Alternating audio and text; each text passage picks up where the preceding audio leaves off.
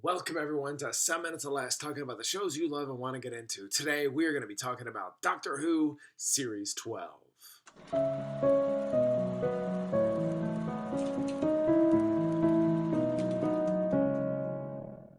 Holy Mother of God, talk about a complex season filled with various storytelling techniques, surprising guest appearances, and an expansive world ready for you to go, what the fuck? So, here's what I'm going to do. First half of this is going to be a bit of a spoiler-free review, and then we're going to talk about spoilers in the second half. I'm going to talk about the surprises, the story overall, and the praises and flaws I saw within this 10-episode season. To start us off, Jodie Whittaker. Is there a lot to say about her? Oh, hell yes. Do I have to say anything new? Not really. She is absolutely fantastic in this season, showing us off how quirky she can be, as well as fantastically intense. And, well, while those are some great things, there are some flaws in her personality, which makes her a little aloof, awkward, bumbling a mile a minute with a gasp of air every 12 seconds. She delivers a powerful performance that, dare I say, is restrained for the 1200-year-old Time Lord. While a lot can be said about her performance, I can truly say a lot of what makes up this incarnation of the Doctor is ruled by the surprises that come her way.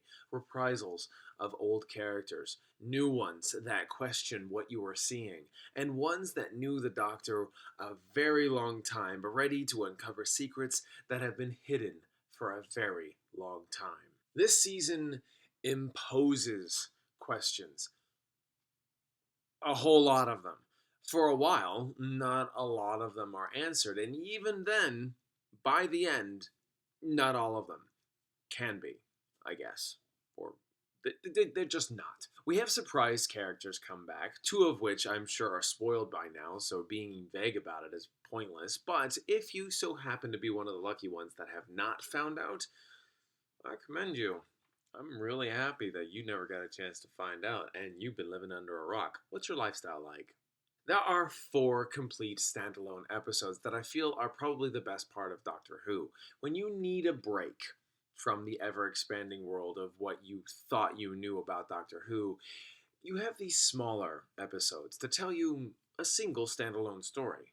Only one of them actually starts off as a standalone story and becomes a part of the overall story arc. So I can't really count it. But I would say out of the 4 standalone episodes, the best one for me can be called Can You Hear Me? It stands as one of the more personal episodes that explores the companions and a very interesting concept between a nightmare god and a woman trapped between 2 planets. And it's not the best, but I found it the most captivating.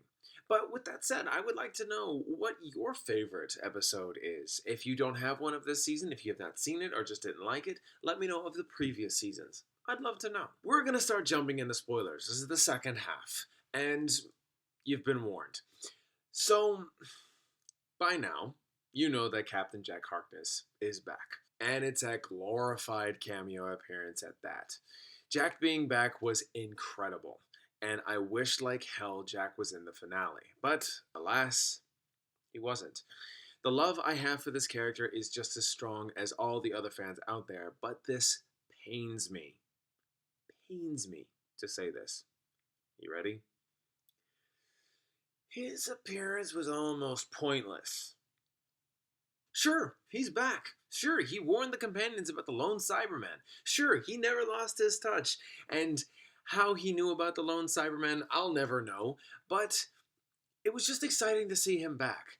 The finale doesn't really want to tap into any of this, and nor does it find interest telling us. But by the time we are living out the excitement of his appearance, he is then gone and doesn't show back up again. But don't get me wrong, I loved seeing him back, but with no payoff after the fact leads to more questions than answers. That can get a little frustrating. Next up in the surprises is the Master returning, and this was another exciting tidbit that I felt had the most exploration. The Master holds the key to the Doctor's life and the truth that lies in the wake of all the deception. But with his return, I found myself wondering about what we knew of the Master back in Season 10. This led me to believe that a lot of the history setup is now retconned. along with giving us the biggest mystery of a new incarnation of the Doctor never before seen, brings the sense of intriguing elements onto the table, making Doctor Who one of the most compelling shows ever put on television that never runs out of surprises. But if this 12th season could have a subtitle, it should be Doctor Who, All Questions and Barely Enough Answers. But this is where I have to kind of backpedal on what I said a little bit.